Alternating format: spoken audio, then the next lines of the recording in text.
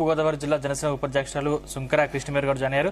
కృష్ణమేర్ గారు నమస్కారం అండి. నేను మళ్ళీ మీ దగ్గరకు వస్తాను. మీ దగ్గరికి వచ్చే ముందు ఒకసారి రమేష్ గారు రైట్. రమేష్ గారు నమస్కారం అండి. నమస్తే సార్. అసలు ప్రతిపక్ష హోదా ఇస్తేనే అసెంబ్లీకి వస్తానడం ఎంతవరకు కరెక్ట్? అంటే పులివెందుల ఎమ్మెల్యేగా ఉన్నటువంటి జగన్మోహన్ రెడ్డి గారు పులివెందుల సమస్యలు మాట్లాడనీకనే కనీసం అసెంబ్లీకి రావాలి కదా. కేవలం ఆయన అనర్హత వేటు పడుతుందన్న భయంతోనే ఈ రోజు అసెంబ్లీకి వస్తున్నారనే విమర్శలు మీ మీద ఉన్నాయి. ఏం చెప్తారు? ముందుగా జీటీవీ ప్రతినిధులకు ప్రేక్షకులందరికి కూడా మా నమస్కారం అండి.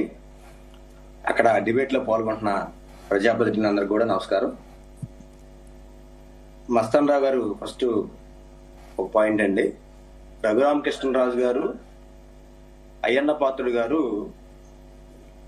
ఒక విషయం అన్నారు. జగన్మోహన్ రెడ్డి గారు పార్టీ ఆయన చచ్చిపోలేదు, 40% ఓటింగ్ వచ్చిందని చెప్పి ఎలక్షన్ జరిగిన కౌంటింగ్ కాకముందలే ఒక చోట కూర్చొని మాట్లాడిన మాటలు, వారు జగన్మోహన్ రెడ్డి గారి గురించి మాట్లాడిన మాటలు అవి ఫస్ట్ పాయింట్. రెండో పాయింట్ వచ్చేసి,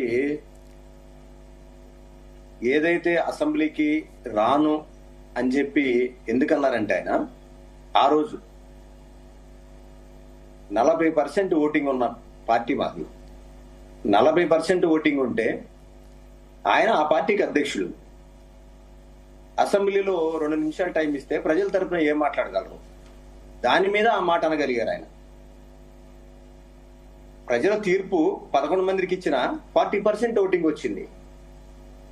దాని ప్రకారం 2 నిమిషాలు మాట్లాడే కడప ఎమ్మెల్యే లాగా 2 నిమిషాలు మాట్లాడాలని హోమ్ మినిస్టర్ గారు మాట్లాడటం, వీళ్ళందరూ మాట్లాడటం వల్ల ఆ రోజు బాయ్కాట్ చేసి వెళ్ళిపోవడం జరిగింది. ఆ తర్వాత ఏదైతే ఆయన ఆఫీస్ లో కూర్చొని ప్రెస్ ద్వారా ప్రజలకు వివరించడం జరిగింది. అంటే ఓటింగ్ పరంగా కాకుండా సీట్ల పరంగా చూసుకుంటే అసలు ప్రతిపక్ష హోదానే రాదు అని చెప్తా ఉన్నారు కదా. చట్ట ప్రకారంగా చూస్తే రాదు, కానీ ప్రజలు 40% ఓటు శాతం ఇచ్చారు కాబట్టి ప్రజల తరపున మాట్లాడటం కోసం ఆయనకేం వేరే ఉద్దేశం లేదు కదా. ఒకప్పుడు ఒక ఎమ్మెల్యే ఉన్నప్పుడు కూడా ఆయన పోరాడారు అసెంబ్లీలో, ఒక పార్లమెంటు ఒక ఎంపీగా ఉన్నప్పుడు కూడా పోరాడారు. ఇవాళ ఆయనకి కావాల్సింది ఏం లేదు కదా. ప్రజల తరపున ప్రజలకు ఇచ్చిన సూపర్ 6 కానీ సూపర్ 7 కానీ అభివృద్ధి సంక్షేమం రెండో పక్కన పెట్టారు. ప్రజలకి రైతులకి మన మిర్చికి వెళ్ళారండి. మిర్చి యార్డ్లో జనం బాధను చూసి వచ్చారు.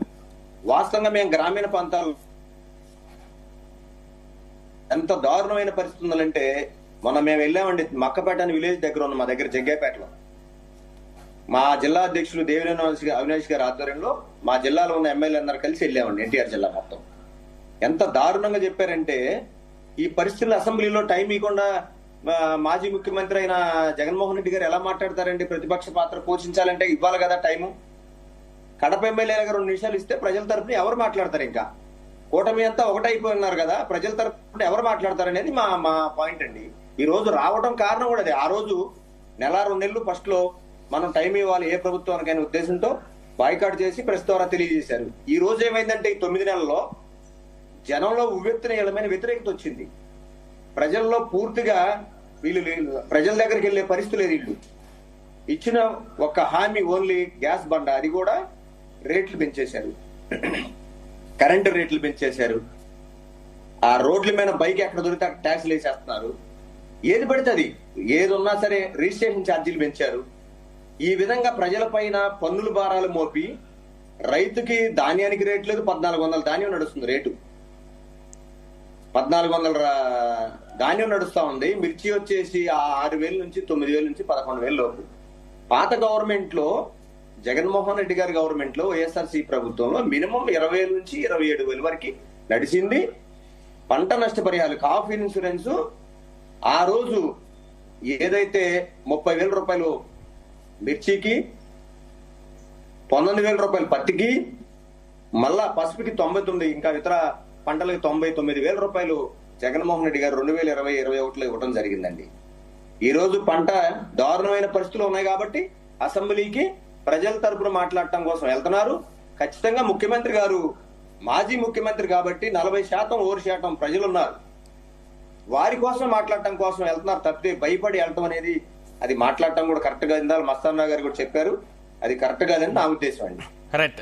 కృష్ణవేణి గారు sir good morning sir. Yeah, మొత్తం మీకు అలాగే జీటీవీ వీక్షకులకు కూడా నమస్కారం, ప్యానెల్ లో ఉన్నటువంటి ప్యానలిస్ట్ కూడా నమస్కారం సార్. మొత్తం మీద ప్రతిపక్ష హోదా ఇస్తే అధికార పక్షం తర్వాత ప్రతిపక్షానికి అంత సమయం ఇవ్వాల్సి ఉంటుంది. అంత సమయం ఇస్తే మీరు ఇచ్చినటువంటి సూపర్ 6 హామీలు ఏవైతే ఉన్నాయో 6 గ్యారంటీలు ఏవైతే ఉన్నాయో ఇంకా అమలు కాలేదు, వాటి మీద